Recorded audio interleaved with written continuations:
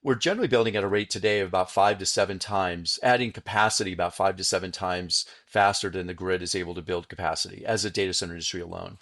And so we've been doing that for about 6, 7, 8 years now. And so it's not like we just crossed that threshold. That threshold was crossed quite a long time ago. We're exceeding the ability for the grid to really build new generation, new transmission. And so therefore, on-site gen isn't, in my opinion, just to be this, again, just a bridging solution. There's been gigawatts of on-site power deployed for data centers this year, and there's likely much more to come as the rise of AI boosts demand for data center capacity. Today on Data Center Richness, our topic is on-site power and the new energy landscape. Our guest is Casey Mayers of Megawatt Consulting, who has worked with many of the most consequential companies and projects in the history of the data center industry.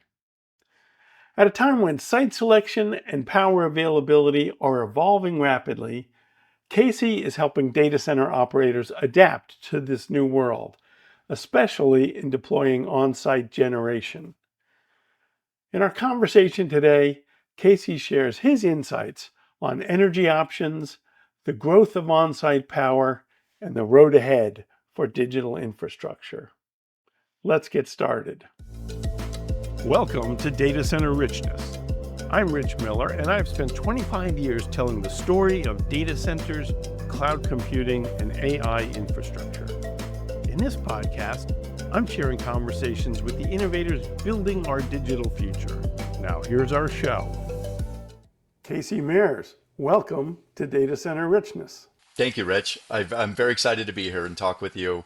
Certainly, I know it's been a long journey that we've known each other, and I'm looking forward to our conversation today. Yeah, you've done a lot of things in the data center industry over many years. Uh, we always like to begin with asking folks to share a little bit of their data center journey, how you found this industry, and some of the things that have sort of animated your career and your work. Yeah, well, I actually came into the technology sector really from the power sector and creating power solutions for large industrial customers. This very much prior to data centers becoming really a large industrial customer back in the late 90s, and started working for Sun Microsystems, who at the time was really the largest technology company, and helped develop data centers and labs and also power solutions and even on-site power solutions back in those late 90s. And I came in the data center space really following my time leading Bay Area large energy users group and calling out that there was probably going to be a energy crisis in California, or more certainly was going to be one.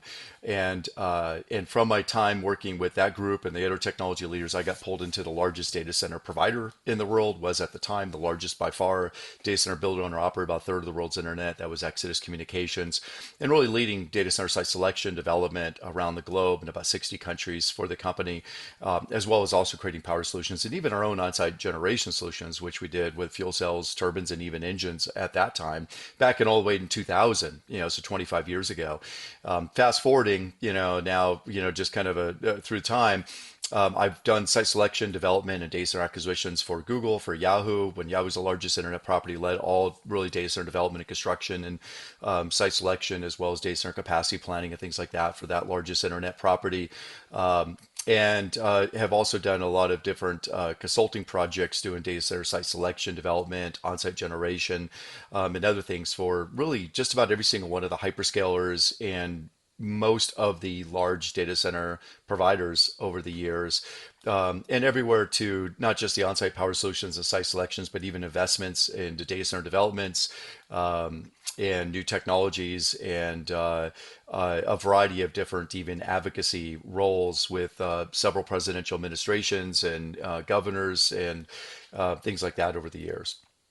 One of the ways I've always known you is your focus on sustainability, energy, really thinking about how energy plays into the whole data center equation and how data centers can be good stewards on this. There's been a lot of events, a lot going on the energy side, power constraints in a lot of markets, and that's changed one of the sort of core tenets of data centers, which is site selection. So I thought we might start there. As you mentioned, you've worked on site selection with some large projects. How has site selection changed in the last couple of years, and where does it go from here? Yeah, certainly I'd say about 10 years ago, the number one priority was always about really tax advantages of a certain location. And that probably really played in number one, number two. And then, there's some other things that kind of played into the third or fourth spot, power being, in that third or fourth spot. But power wasn't so large. When we were building data centers 10 years ago, a large data center campus was 50 to 100 megawatts in total capacity and maybe pushing up to 150. But that was a reasonable amount of capacity at a certain site for a grid to support and build to. Obviously, today, a small site would be 100 megawatts, and a large site, obviously, a gigawatt or even greater. And if we put that in perspective, the largest power plant built in the United States in the last 40 years, Vogtle 3 and 4, right, the power plant addition, that's 2.2 gigawatts. That took 17 years to build and $34 billion. That doesn't happen right away. It takes quite a bit of, 17 years to build it and actually 37 billion to build that. And that's a tremendous amount of capacity. And now we're building sites of that size. Really, we're wagging the grids, the tail of the data centers wagging the dog of the grid being the dog in this case.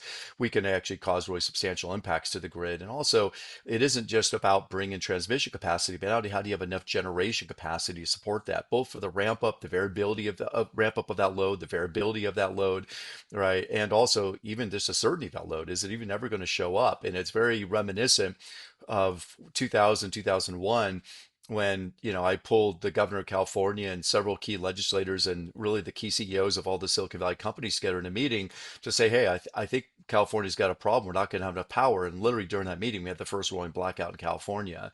I really have a lot of PTSD that we're repeating exactly the same situation once again, where we're going into a stage now where the amount of capacity that we as an industry are asking for, along with all the other industries simultaneously, electrification, other industrial efforts, manufacturing of processors and other, new manufacturing facilities and so forth.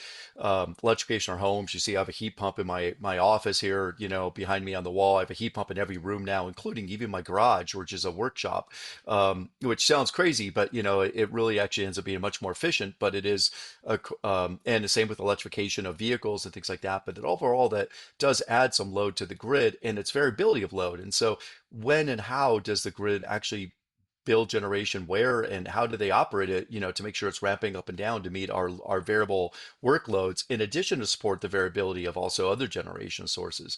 So it's a really complex challenge that I would say there's not an easy answer to. And as we're building these bigger and bigger data centers, we have to be very akin to that. We can't just call 1-800 utility, and of which there's over 3,000 in the US, electric utilities, and expect they're just going to have the capacity that we need and want and in a reasonable time frame. That 17 years to build the last big nuclear power plant in the US, it takes generally 7 to 10 years on average to build a transmission line. And we need about 25,000 miles of those built a year in the US just to support data center growth and also new generation growth. 25,000 miles a year, right? And continuing that for several years based on a DOE study. And we're generally averaging about 250 to 300, miles per year of new transmission lines. So it isn't just transmission, it isn't just generation, it's all the above. And certainly we as a load, call it takers, we have to be very, I think, self-sufficient, and figure out how do we solve that and be very good stewards and partners with our grid operators and not just demanding of them to give us everything that we want, because that's just really not fair or reasonable for us to ask for that, especially at the scale that we are nowadays. Yeah, I mean, the foundational problem seems to be that the internet is growing much more quickly than the capacity of the grid and most of the utilities on it.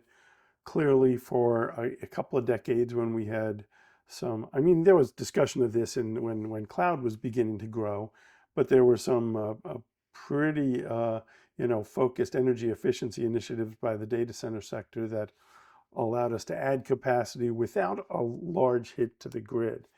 AI seems to have fundamentally changed that in terms of the size of the requirements that folks are wanting, and cloud continues to grow. So, obviously we've seen people sort of following the power rather than the network, as you referenced. But given the time gaps, uh, folks in the data center industry are also kind of thinking about what can we control, what can we do on our ends, and so a lot of the discussion has turned to on-site power. What are the options?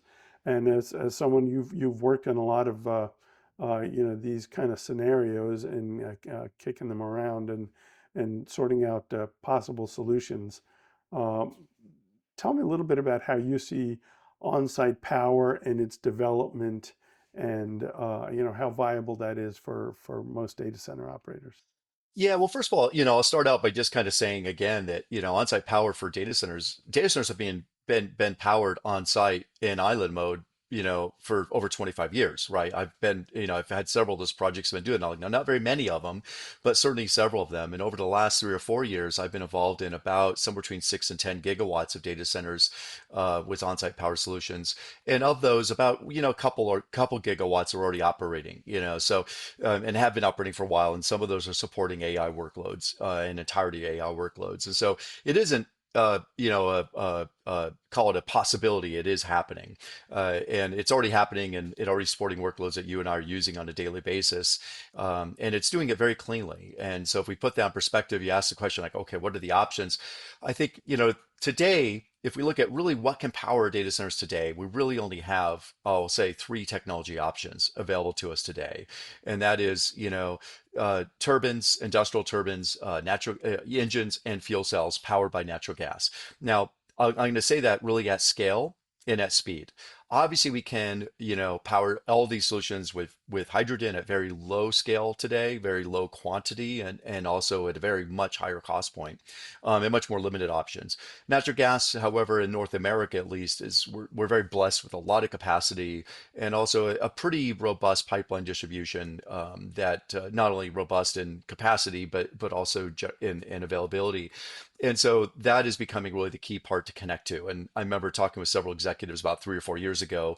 Let's let that lead our site selection. Now, I think others are starting to wake up and realize that is also a very good strategy today. It doesn't mean it has to be the sole strategy and that we have to necessarily look to rely on natural gas forever. However, many sites are. They recognize the grid is probably never going to be able to serve their load or at their capacity, or if that the grid does show up, that it can be augmentative to that on-site generation. And that on-site generation doesn't necessarily have to be just a short-term bridging solution, but it can actually be a replacement to, in some cases, maybe the projects I've worked on, it is a replacement to standby diesels. So instead of buying two generation plants, both at the same price point, the natural gas plant that can run 8,760 hours a year and do so very cleanly, and very reliably, or the standby diesel plant that really is designed to run for about 20 to 50 hours a year for the same price point in capex. But at the diesel plant is significantly higher, many times higher on an operational point of view, and obviously an emissions point of view, it's thousands, it's several orders of magnitude worse on an emissions point of view. And the emissions I'm talking about are really the emissions that harm people, right? Those that are carcinogenic, those that are actually were permitted to operate or not permitted to operate because they're so dangerous to human health and our environmental health, right? Those are the key emissions that we really should be focused on because those are limiting factors. But those are really our three options today, at scale. And I'll say at scale, meaning let's just say over 100 megawatts at a site. And like I said, many of these sites, some of the sites I've worked on were, they're well over, some were even over 2 gigawatts at a site. Um, the other options, obviously, that are talked about and get people really excited are, of course, nuclear and small modular nuclear reactors gets a lot of people excited. Now, that's a technology that's been around a while, but it hasn't been developed or yet built, right? Really anywhere, other than just in a laboratory, setting. And so really the time and the cost of it is still very uncertain. And, having been a power geek, I've been watching power since I was literally 10 years old. This has been something very akin to call it, who I am as an individual. I saw that power was going to be a constraint and an issue, right? A geopolitical issue and a cost issue and an environmental issue, right? Human health issue, all these things, right? When I was very young, and so I started studying it when I was 10 years old. Won a national science fair creating a power solution, a renewable energy power solution when I was 12 years old. So this is, and that was a long time ago. Yeah, just to put that in perspective, right? So, this goes back quite a long time, but I grew up during that oil embargo and the oil crisis, right? And I've seen, the impacts of that, and other impacts from also, and variations and power. And now we're seeing it really even just the US grid, as well as other grids in other locations that are we going to be able to get power to support our data center? Is it going to be enough? Is it going to be here timely enough? Is the cost point going to be good enough? Is the emissions of that going to be good enough? All those things. And quite frankly, we're building, you mentioned at a rate faster than the grid. We're generally building at a rate today of about 5 to 7 times, adding capacity about 5 to 7 times faster than the grid is able to build capacity as a data center industry alone. And so we've been doing that for about 6, 7, 8 years now. And so it's not like we just crossed that threshold. That threshold was crossed quite a long time ago. We're exceeding the ability for the grid to really build new generation, new transmission. And so if we just basic economics, right, we say, okay, demand is far exceeding what supply can actually support. And has been for several years, and we're continuing on that same trajectory. Obviously, those two lines are just becoming further and further, apart. And so therefore, on-site gen isn't, in my opinion, just to be this, again, just a bridging solution, isn't just to be a replacement to standby diesel gens, which I think that is a fantastic one, particularly from an overall environmental improvement. But also, it can improve the grid stability and performance, cost, everything else with, various different demand side programs, ability to, like I said, aggregate those loads together with the grid and ultimately have a really much better solution, more reliable, lower cost for all ratepayers. And I very much worry that if we don't do these things, and I think just at the magnitude we are at, we are going to see these problems surface here very soon. We're going to see a lot of pushback on data centers because of consumers' electricity bills rising, their ability to actually get electricity or the availability of it, their reliability of it, all these things. So seeing this writing on the wall, I mean, I put in my own whole house battery system and solar system, right? Like I recognize it, that when I watch for grid outages and track those even in my own home, let alone across the grid, the magnitude and the quantity of those has increased substantially over the last just 2 to 3 years. Obviously, there's weather events, there's human caused events, and there's also, just overall demand and supply being much more tight nowadays, and electricity being really that only commodity in the world that must be consumed immediately as it's created is a real challenge to balance those two, perfectly in harmony. And especially with this variability of things like AI data center workloads, which if we really put those kind of big workloads on the grid, we are going to cause the grid to have issues. And we already are in some locations, right? As several grid operators have shown. And so it's only a matter of time before our cost, those cost impacts both to us as an industry as well as to others, and the reliability are going to impact us unless we do take things more into our own hands and really solve for those problems ourselves. Because really waiting for someone else to solve our problem that we're creating, right? And the impacts we're creating them is really not fair to anybody else. And nor is it the best solution. The best solution is obviously, be more efficient, and generating electricity on site is substantially more efficient than what the grid can do. And not only that, but we're doing a generation that's brand new instead of 30 years old, which is the average age of the thermal generation on the U.S. electric grid. So therefore, much lower emissions, much, better performance, much, better cost point. I do think there are a lot of people who have thought of this as a temporary solution until the grid starts to catch up. But the math you noted, clearly uh, suggests that over the long term, on site and some sort of uh, an environment where the data centers are taking their energy requirements more into their own hands seems to be the future. A first question on that would be about the ability for data centers to find partners who can scale this over time.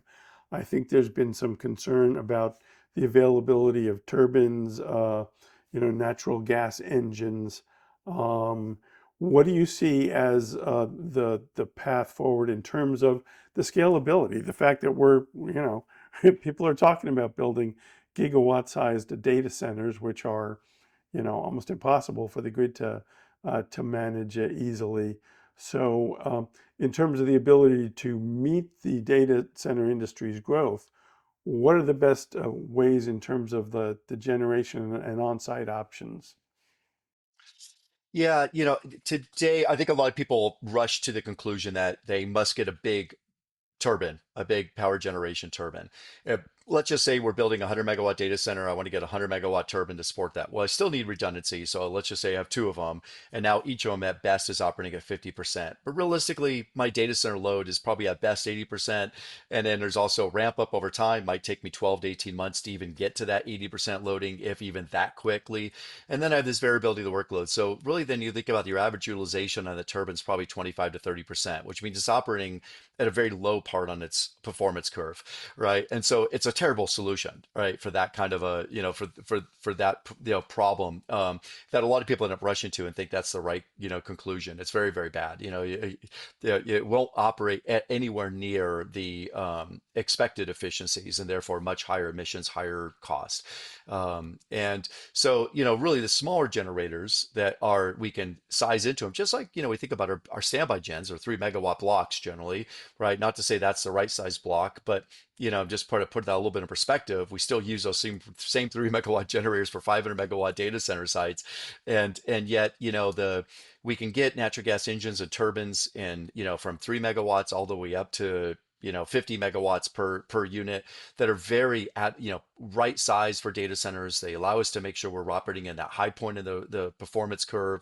We can turn those units on and off quickly to really match the load as the load varies and over seasonally over a year, but also with other changes to demand.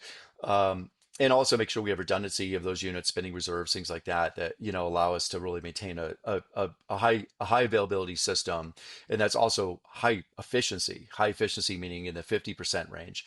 That market, I jumped into doing that, about 4 years ago for data centers, and the lead times were very reasonable. Less than a year for most of that equipment. Up until about 18 months ago. Then it started pushing into about up to 12 to 18 months, depending on the equipment, right? And today, some of that equipment obviously is over 18 months, but the right size equipment, still some of that we can get very quickly. I just was working on a project just a week ago. We were looking at buying actually a gigawatt of on-site generation equipment, and we could get that amount of capacity with before we could build a data center. So very reasonable amount of time, right? And so yes, there's still options there. However, to put that a little bit in perspective, is that already this year, somewhere around 10 to 12 gigawatts of on-site generation equipment has already been purchased, already effectively POs have been placed for it that I am aware of. Now, obviously, there may be more that I'm not aware of, but let's just say it's somewhere. Let's 10 gigawatts. We'll use an easy number. There's only about 20 gigawatts of that manufactured per year in total, right? And so, really for the U.S. market, so we have to think. Obviously, the manufacturing has to continue to increase as it has been, but the demand for data centers is somewhere right in that order of call. Let's say around 20 gigawatts per year. So it's already more than really what the market can support as far as manufacturing capability or the 100% of that entirety. But also the grid is growing as well, and it also needs that same power generation equipment. It's the same power generation equipment the grid uses, right? Just because it's smaller, right, doesn't mean the grid doesn't use it. And so anyways, yes, we can still get some of that equipment. I talk to those suppliers on a daily basis, and there's always different options out there to procure that equipment and find equipment sooner. But obviously, we have to get more and more creative, right, as we're getting into supply constraints. And I think by the end of this year, and realize, right, we're recording this here in the middle of October, so end of the year is only 2.5 months away. I think by the end of this year, we'll pretty much be um, more or less somewhere in a at least a 12-month lead time, if not probably closer to 18-month lead time. Now that's not terrible when we look at switchgear and transformers and standby diesel gens and stuff, which obviously we're looking at 4 or 5 years for a lot of that equipment today for data centers. So we just have to get smarter about it and really build up that forward supply chain.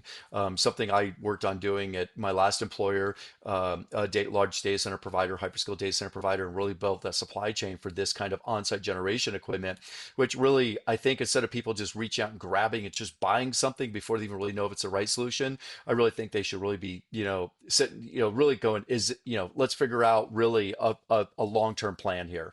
It's not just I need power today for my next data center. No, let's figure out what do I need for the next 5 years. right? Because this power problem, a lot of people think it's just going to fade away by 2030, somehow magically, arbitrarily, that demand of data centers is going to either completely go away or all of their demand, or the grid's just going to catch up by then. Remember those numbers. It takes 7 to 12 years to build a new transmission line. That gets harder and longer every year because nobody wants a 180-foot power pole in their backyard or visible from their backyard. And we have more and more urban settings and fewer right of ways that are available for us to put new power poles. And secondly, developing power plants is not easy, right? Those that really, think, oh, I'm just going to go and somehow that magically I'm going to just go and get 200 SMRs that are going to go into a certain site. Well, are you really going to get permitted? Is the local community really going to be okay with 200 SMRs, right, being located, and you managing that as a data center owner operator, right? Not a call it a big power company, with also a call it a military that's behind them to help keep that secure, as we do with all of our 99 nuclear power plants in the U.S. Um, and so, this is not an easy problem to solve. There's a lot of complexities to it, and it's not like there's just a silver bullet out there that's also just going to solve the problem for us in a few years. So I want to really remind people that, a standard thermal generation power plant does take over 5 years to develop.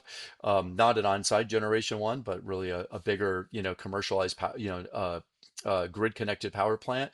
And this is where solar and wind really are best friends. They generally take 6 months to develop. They're the cheapest form of energy by far. Yes, they have variability, right? Much more so than thermal generation power plants, but that's okay. They're offsetting that, gas and the other things that, we don't need to use during those times, just as hydroelectric also is very variable and does the same thing for. It's very advantageous. And particularly when it by far is the lowest cost and quickest thing to build. And so that really is where we really should be focusing on. And unfortunately, our federal government right now is causing a lot of postponements to those kinds of projects, and that's very much going to hurt us from both the cost and the availability of capacity, in the near term. So it only exacerbates the problem. So therefore, we as data center developers really have to say, okay, I got to not just create a natural gas solution. I need to probably have a site that's also big enough where I can create enough wind and solar on it, wind and or solar, right, where that's appropriate, because it is my lowest cost, quickest thing to build, and also, of course, does ultimately lower my net emissions, right? And right now, those on-site generation systems with natural gas have lower net emissions than the grid generation, because that grid generation is so old, it's so dated, so inefficient relatively to the newer generation that's so efficient that we can put right on site and have it matched exactly to our load.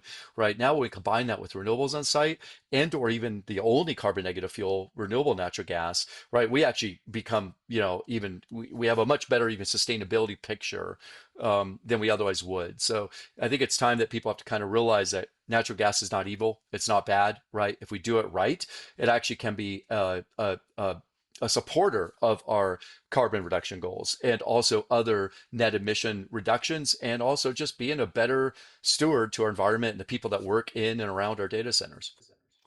There are a number of providers who seem who remain focused on trying to source renewables, incorporate them, usually with an energy storage component into their future development. So I'm curious, in terms of the energy storage piece of that, is that coming along at a rate where that can begin to address the intermittency and political issues aside, maybe make renewables a more widely used solution to some of the power problems facing the industry? Yeah, absolutely. I'll just give you a couple of quick stats, and this stat is going to be a year dated just because that information, unfortunately, has not been updated by the Department of Energy this year, in part probably because of some of the staff reductions and things. But, the Department of Energy tracks this stuff really well. And in the first half of 2024, which is when most of the generation was added in 2024, we had about 20 gigawatts added on the US grid, 12 gigawatts solar, 2.5 gigawatts of wind, almost 4.5 gigawatts of battery, right? And then about 2.5 gigawatts of natural gas and about a gigawatt of nuclear, right, was added to U.S. grid in that first half of 2024. So to put that in perspective, that amount of battery storage was almost a full quarter of the call it capacity that was added to U.S. grid. That amount of battery capacity has been increasing over the last several years, and even growing, and in part because it makes solar and wind projects even more economical than they already are, already being the cheapest form of energy on the grid, but even more economical because it allows them to extend that energy now for another four hours or so into really that duck curve, or that, late time of the day when people are coming home from work, turning on their air conditioners, cooking dinner and things like that, right?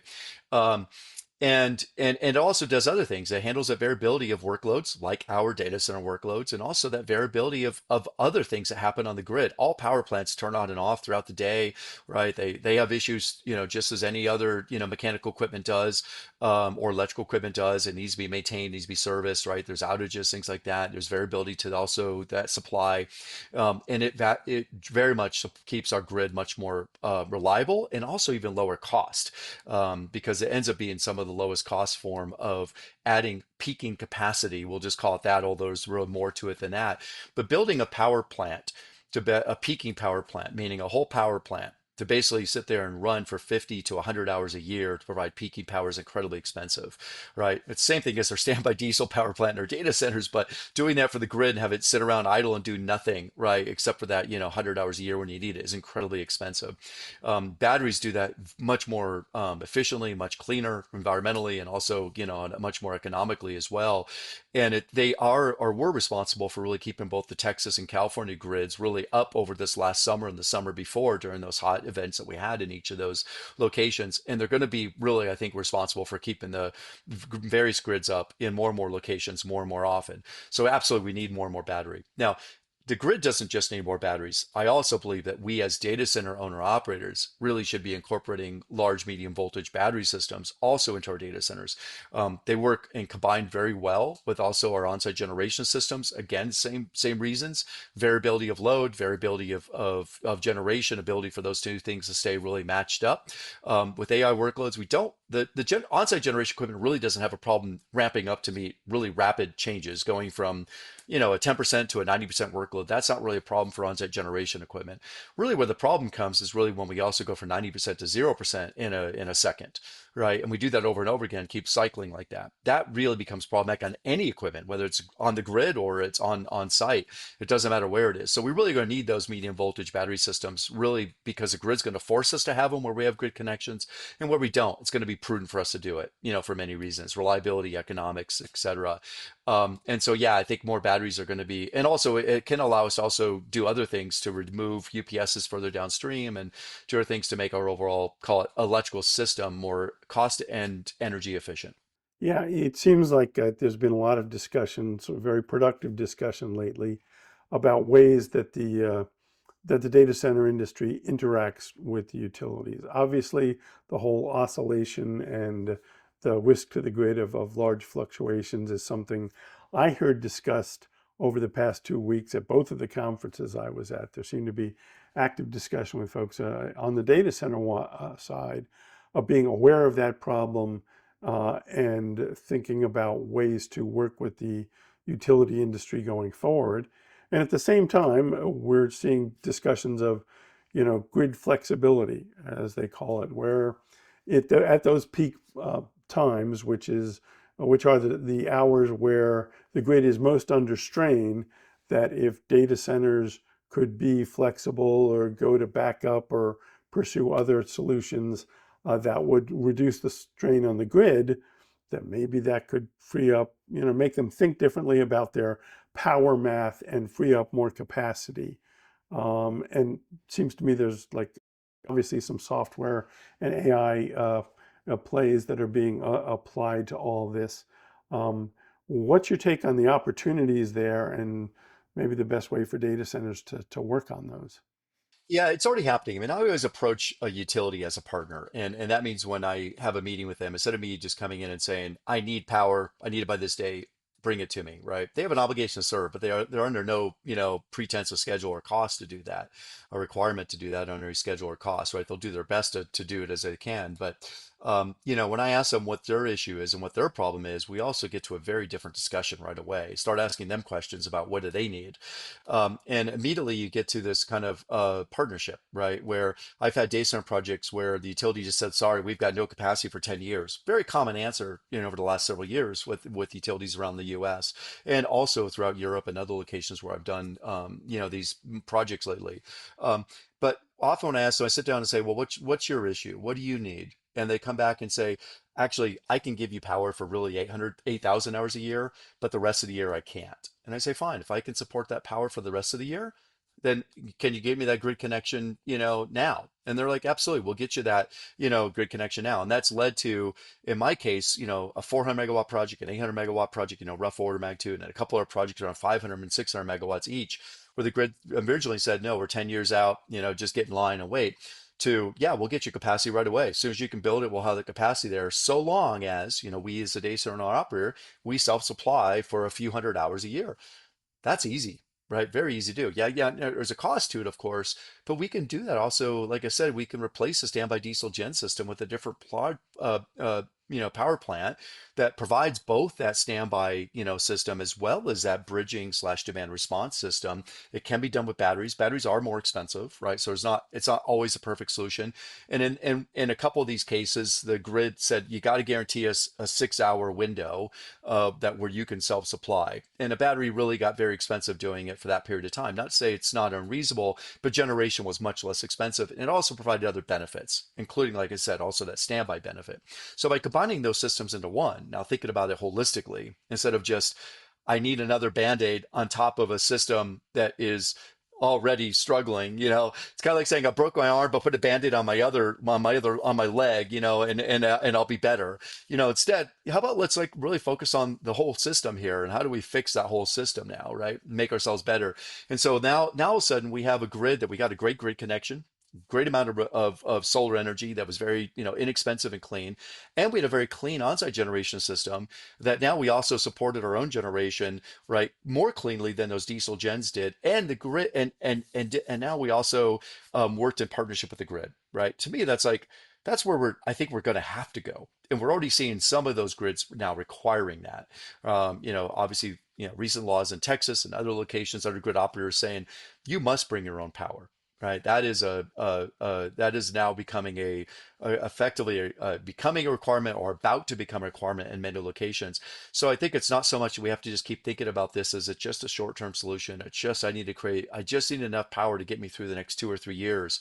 Really thinking about how do I become a better grid steward, right? And a partner in my local communities to make sure that they still have, reliable power and also it's still low cost to them. I developed that first data center in Quincy, Washington, planted the first flag there, building that first data center for Yahoo. And that was about a month before Microsoft also started building their data center in Quincy, Washington. And, at that time, the price of power was 1.6 cents a kilowatt hour. And pretty soon it started going up to, I want to say 3, 4 cents a kilowatt hour. And the local community was like, hey, what's going on here? You're making our price of power go up. Yeah, you're supplying jobs and, you pay those property taxes, but you're making our price of power go up. And it's like, yeah, you paid $24 million in property taxes this year in a community that had $2 million in property taxes, but you cost my electric bill to go up by $10, right? That stuff matters a lot to a local community of 5,000 people. So you say, fine, then you know what, we'll absorb that, right? We can absorb that. Let's make sure we're covering our cost of that and make sure we're not making the price of others go up. I know it sounds maybe crazy, but the reality is I think we're going to have to start being much more realistic about the impacts we're putting onto others in the grid, especially if we want to be, call it a good industry, which I'm a lover of the data center industry. I've been in this industry, as you know, Rich, for over a quarter century. I love it. I'm very fond of it. I'm my first approach every day is how can I help somebody else in this industry out, and and there's I think a lot more we can do as an industry, and we really got to now loosen our objectives and say, is just focused on reducing carbon as the only goal is that really the right thing? No, we only think about like, are we also harming people in our local communities and the people that work in our data centers because of all the noise we're creating, with all the air conditioning systems and the emissions from those standby diesel gens? Would I actually want to put my house right next to this data center that I'm building and developing and want to live there? Would I be okay with that? And we start turning that table around, asking those questions, and maybe we should, it changes. Well, maybe I shouldn't put that data center there, or I should build it in a little bit different way. And natural gas is, like I said, it's thousands of times cleaner from those local emittents, those emissions that really harm people, right, than diesel is. So we should probably really start rethinking about this as a holistic solution combined with the grid to really help the grid, right, and also help ourselves at the same time. Well, it seems very clear to me. I've been writing about some of the community resistance to data center projects for more than a decade. And initially, it just seemed it was isolated instances. Now it's everywhere. And as I look at the headlines, I look at, I have lots of feeds that bring data center headlines onto my screen. And now, probably at least half of them are about communities organizing against data center projects, asking tough questions about data center projects. So I think there's sort of, there's two major pieces to the problem, the way I'm uh, perceiving it. One is that the data center industry has to think about the impact on communities in a different way than it has in the past. And before maybe they could focus on the local officials as the people to focus their messaging on, talk about the tax benefits. Maybe that gets a project over the finish line. But now the residents will turn around and maybe vote those folks out of office. There's a political cost to not getting this right. So obviously, I think there's a lot of best practices and community sensitive approaches that data centers can take. I think there's been a lot of progress on water to that point. I think that's not very well understood in a lot of the current dialogue that's going on, particularly in the media. Is that I think I still see people grabbing water data from a few years ago from a project in the Midwest where you didn't have to do closed loop cooling, but at the same time, that's a story that there's a storytelling element of that for the data center industry that it's been secretive for so long, and code name projects, not wanting to say where you're located, going all the way back to security by obscurity. So it seems that both in terms of in practice and the technology and the development and how we're doing it being community sensitive, but also there's a real need to change or to address the narrative that's out there about how data centers impact local communities. And it seems like being able to lead on better energy solutions, because folks vote on the cost of power, uh, that's one of the best ways that the industry can do that. Yeah, yeah, absolutely. And it really, I get really, upset too when I see these articles about, people feeling like they're being harmed by data centers. And some, probably really are, and some are just concerned. And we see the videos on the news, channels and YouTube and stuff like that, about different, organizations that are getting scared of data centers, and rightly so. Like, what are these things? Hardly no one's ever been in one, but they're getting built everywhere. They're really big. They're, buildings. They make a lot of noise. I don't know what's going on in there. Is it harming me? And then when all these diesels start up, 200, engines start up all at once and starts putting out plumes of emissions and noise, like, is that harming me? Yes, it is in some way for sure. And, that we need to really address these things, I think, realistically. And I think that a lot of companies have actually done somewhat of a disservice by not just addressing the community needs. And, my approach has always been just go sit down with people, sit down with the community, sit down with the people in the community that really have concerns and really just talk to them, understand them. It's the same thing that we need to do really from a political discourse or other, call it disagreements on different issues, is really just sit down and understand each other and then figure out where is there, a middle ground. And sometimes that is a good approach.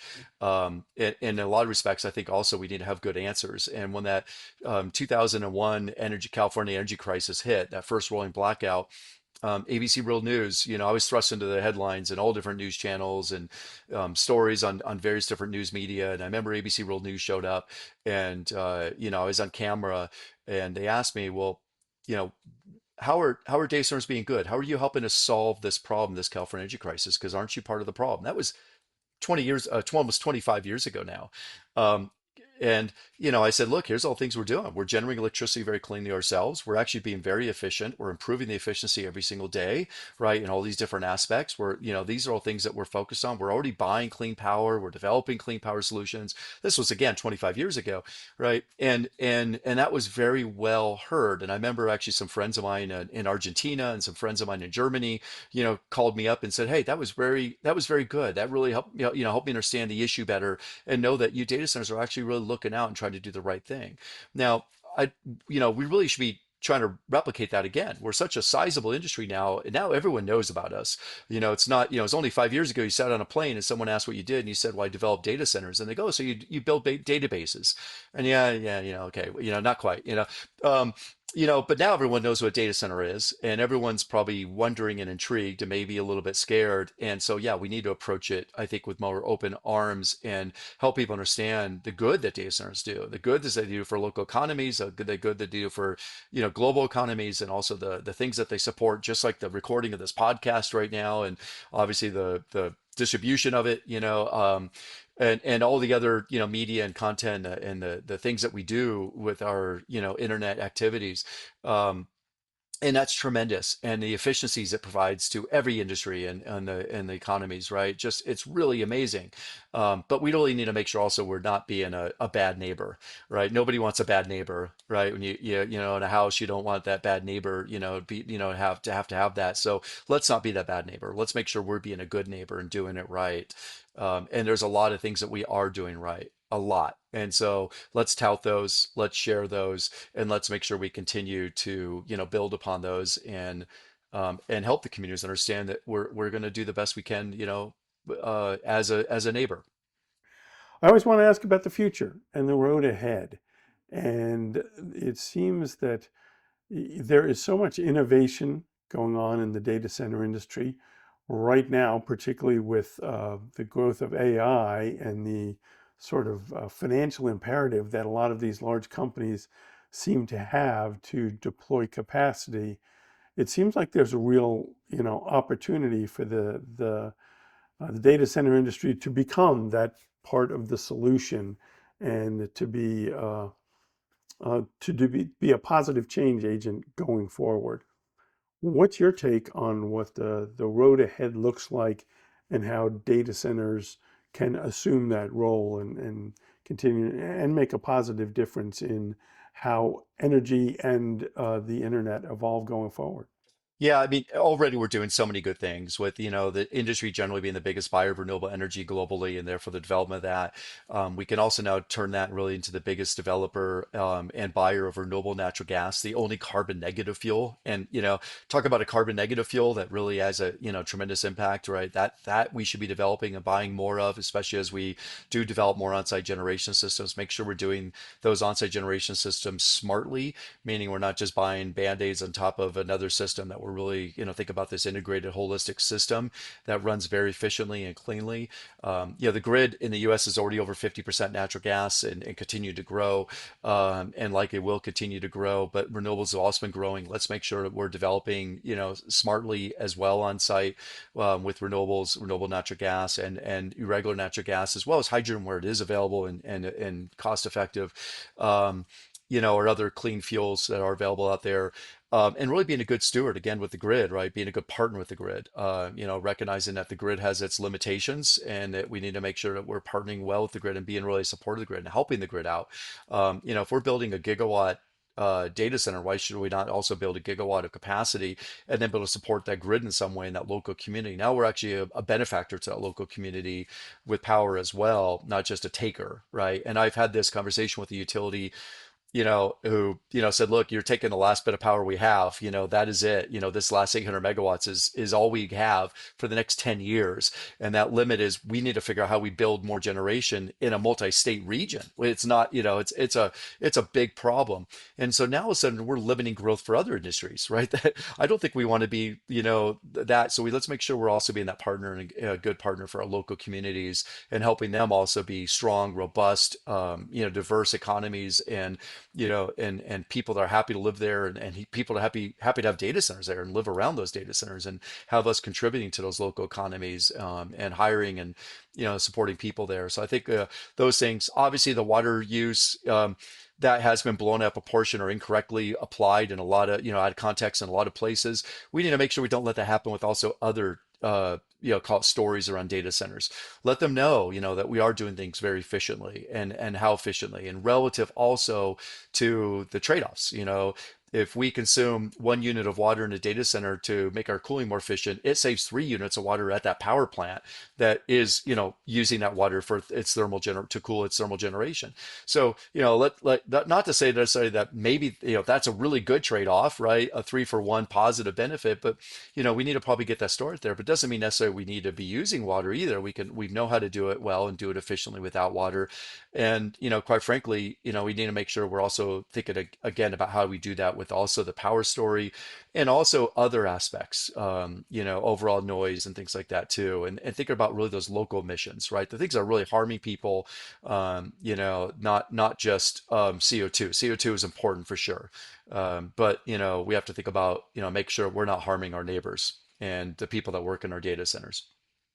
Well, listen, Casey, I always appreciate our conversations. You bring so much experience and expertise on this, so I appreciate you making time to share all that with my audience here at Data Center Richness. So thank you so much. Thank you, Rich. I appreciate having me on. It's always a pleasure talking with you. I've always enjoyed our conversations over the years, and certainly, appreciate also what you do for the industry. Being a good, steward of information and sharing and information. So, appreciate all that you've done over the years, and certainly keep it up. Many thanks for listening. If you like our content, you'll want to check out the Data Center Richness Substack. We're just now launching and have lots of great insights in the pipeline. If you're a data center professional or someone tracking the sector for your business, you will definitely want to check it out. I'm going to put a link in the show notes for the podcast and also in the description for the video on YouTube. And as always, if you've enjoyed the podcast, please give it a like. And be sure to subscribe to our channel, as this supports my work and ensures that you won't miss out on any of our insights from Data Center Richness.